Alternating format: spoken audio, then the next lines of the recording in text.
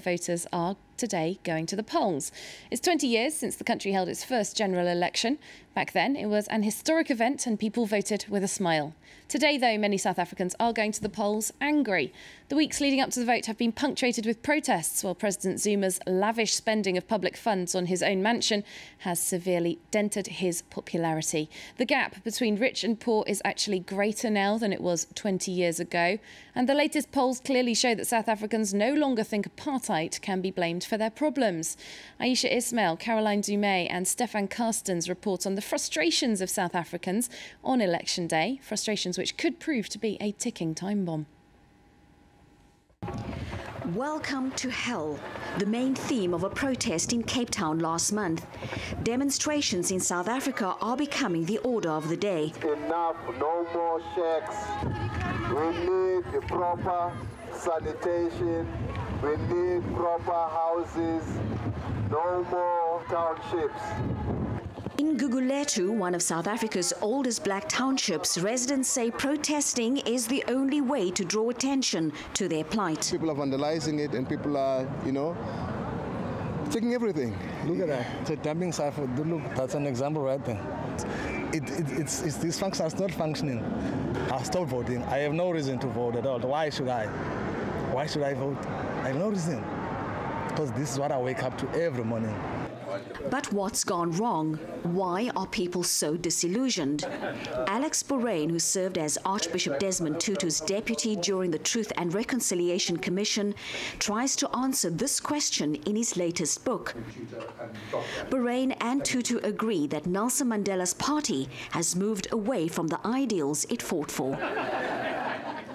But I mean, it is a great aid for me to say that the apartheid house I lived in with my parents was a great deal better than the RDP house. Why have we allowed this? And although the government has built more than 3 million houses, the quality has been criticised. Some had to be rebuilt, others have no sanitation. The slow pace of housing delivery has led to a major backlog. The Western Cape, for example, needs 70 years to catch up. The housing minister went campaigning around the country handing over houses, but her department has come under fire for not doing enough. What we are busy eradicating is a backlog of 300 years of apartheid on the one side and on the other side of colonialism. But the argument does not hold anymore. Opinion surveys are clear. 2/3 of South Africans think apartheid should no longer be used as an excuse. It's a given the ANC will win the next election. But it's not seen as a vote for Jacob Zuma, rather loyalty to the once liberation movement. They are not voting for Jacob Zuma on this election. His popularity figures are below 50%. Now, I know it sounds like a lot for anybody in French politics to have a rating of 47 or 49, but in this country it really is very low. People across the racial and political spectrum reacted to the more than 20 million euros in taxpayers' money used to renovate Zuma's Nkandla private residence. This project exposed the growing corruption in government. And so they are saying the tender processes weren't followed quickly, so the swimming pool cost 10 million rand instead of 4 million rand. And we'll take that victory, but we'll also continue to insist that the swimming pool shouldn't have been built in the first place and that Zuma should be paying for what is a private benefit alone.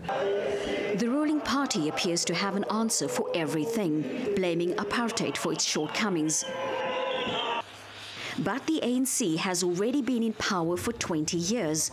And for the next 5 years, Jacob Zuma will have to deal with demands for effective land distribution, mining reforms, economic growth and job creation. And this time, people will be less forgiving.